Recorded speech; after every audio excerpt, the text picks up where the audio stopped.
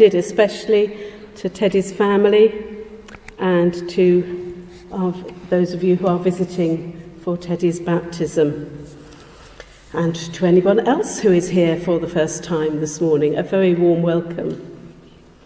You join us as we begin a new chapter in our year-long exploration of the big Bible story, the mission of God.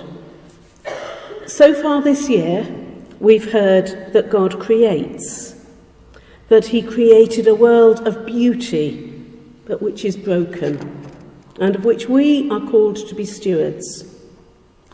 We've heard that God calls, through Abraham, a people to himself, to shine as a light for others. We've heard that God saves from captivity and through the waters of the Red Sea, an image that is reflected in baptism, to a life of presence and of freedom. And we've heard that God reigns over the lives of his people as they submit to him and keep their covenant with him. And over the last few weeks, we've been hearing that God judges as the people of God walk away from him and do what is wrong in their eyes and in his eyes. They turn to false gods. They neglect justice and humility. And they follow leaders whose heart is for themselves rather than for the Lord. And God sees this and calls prophets to speak for him. And those prophets speak of the fall of Jerusalem, the destruction of Israel, and the exile to Babylon, which the Old Testament tells us come to pass. And yet, the prophets also sing another song, a song of hope that God will come to his people in a new and living way, that they'll be free from foreign rule, that there will be a new knowledge of God for every person, regardless of gender, race or age. And as the exile ends and the people return to Jerusalem and rebuild the walls, hope builds, and the song of hope gets ever louder. But then silence. 400 years after the prophet Malachi, the last prophet of the Old Testament, there is silence. No word of hope, no word of restoration. Although the people are back in the land, the promises of God had not been fulfilled. For 400 years, the people are waiting, looking forward to the coming of God. And then the most stunning event in human history occurs. A new chapter in human history. A vast leap forward in the mission of God. Everything before had been leading up to this moment. Everything afterwards is simply following on. God comes. God comes. The title is of the next chapter in our story. But the question is, how did God come? Our title this morning, a subtitle of the God Comes chapter, is God Comes as a Baby. So this morning we look afresh at a familiar story, one that we're used to hearing at Christmas. And as we look below the surface of Luke chapter 2, without all those other trappings that occupy our minds at Christmas, I hope that we will see three things.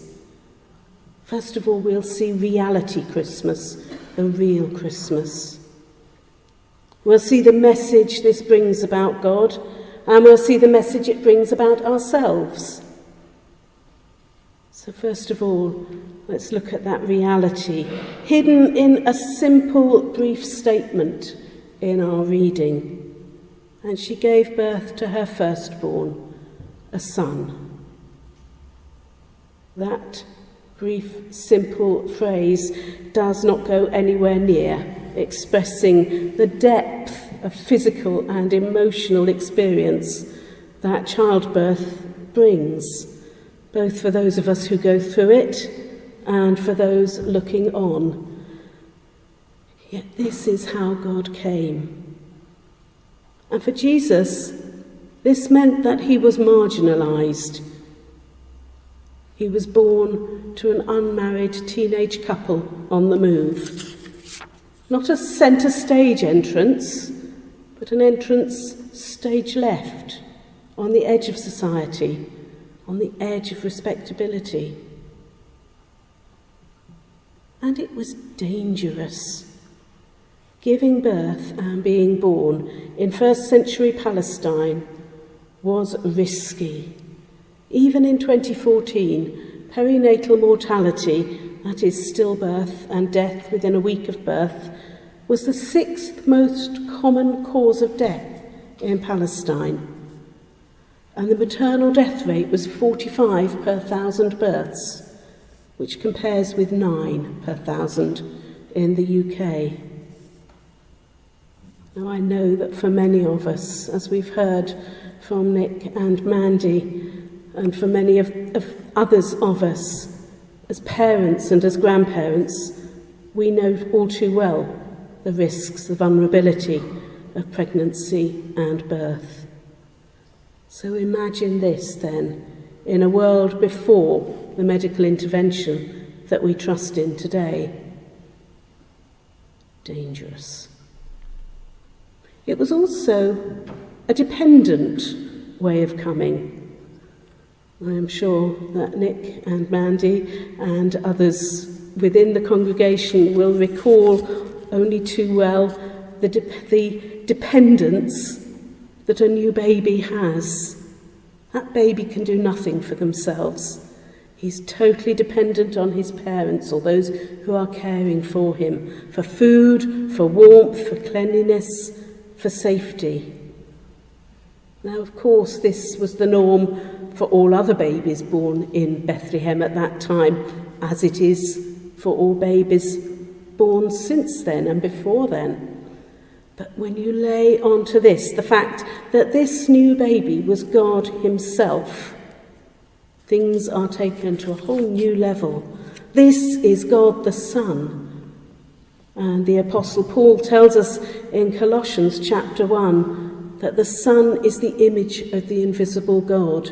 This is God himself taking on flesh. The theological term for that is incarnation. You might call it the enfleshment of God. God has become fully human, with all the messy reality that entails. So what does it tell us about God? Well, firstly, it tells us that he is humble. He chose to take the lowest place instead of a place of glory.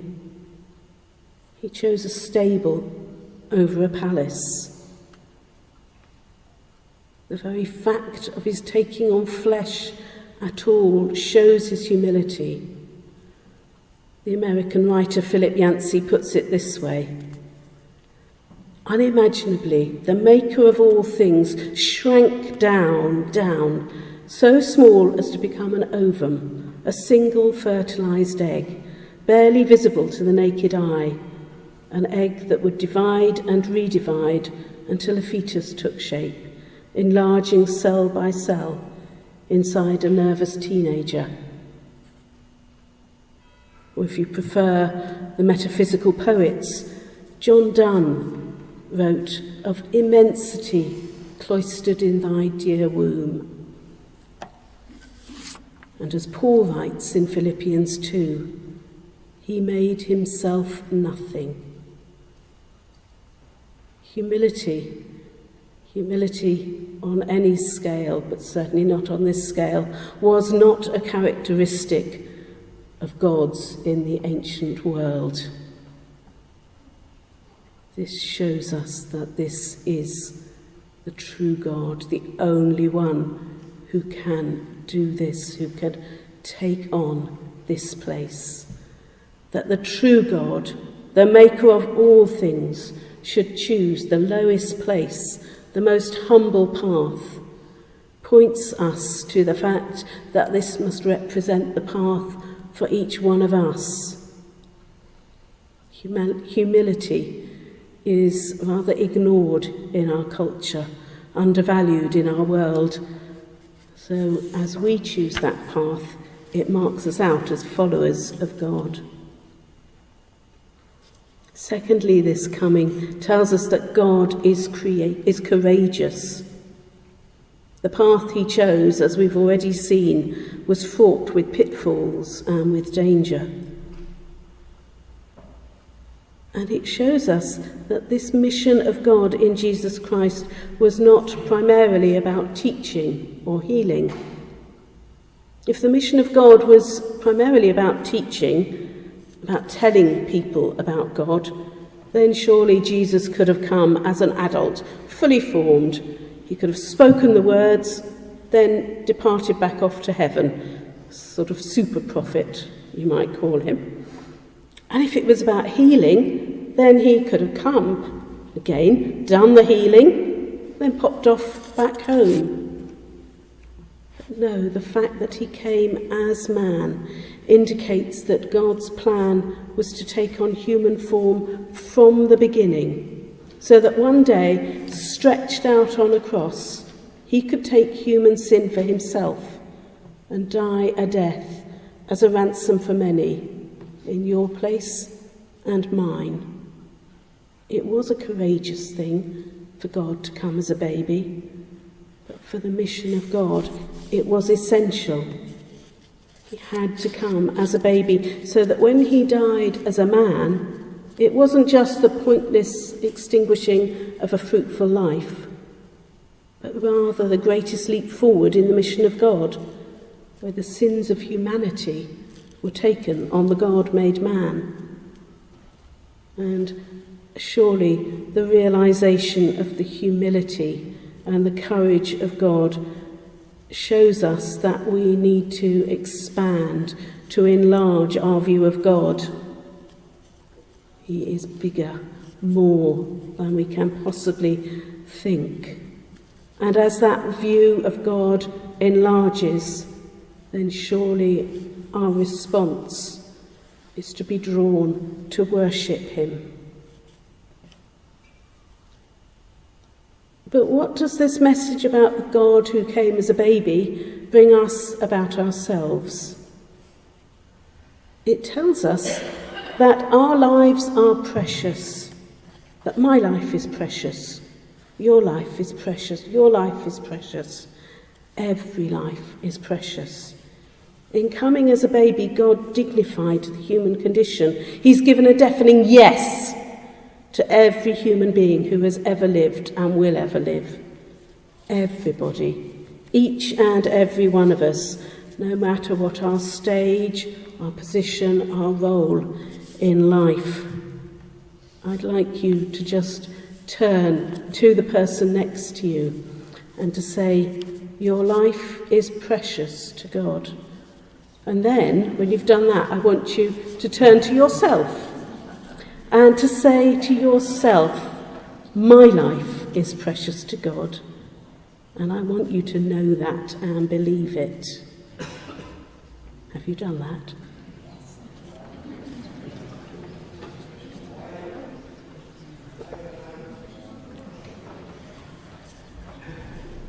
Every single life is precious to God.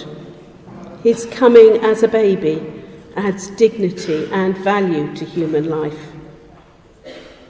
And the coming of Jesus' baby also tells us of our dependence.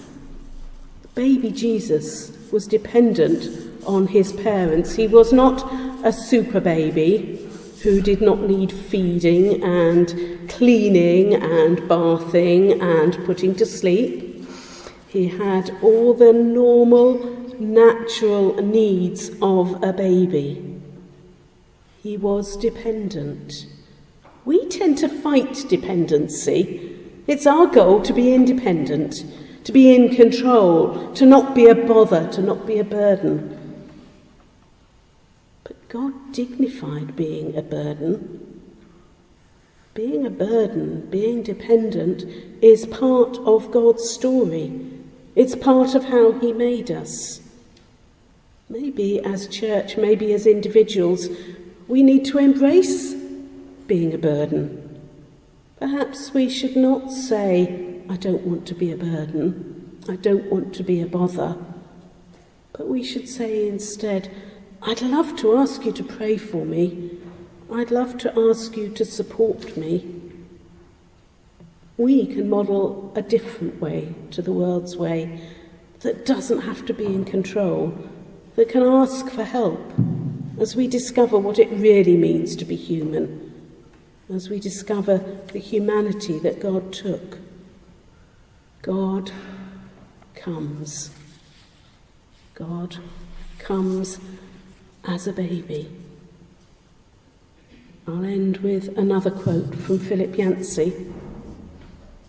He said, "Could it be true, the Bethlehem story of a creator descending to be born on one small planet? If so, it is a story like no other. A story like no other. The most stunning, most surprising, revolutionary chapter in the mission of God. May this inspire us to worship this humble and courageous God who took flesh. And may it encourage us to value life and to be a burden, to be dependent on others."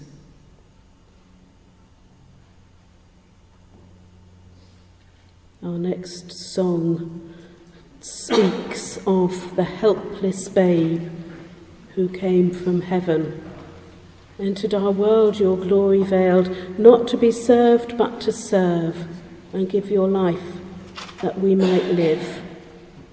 As we sing this, consider this helpless babe who showed us what it is to be human, but who was also fully God.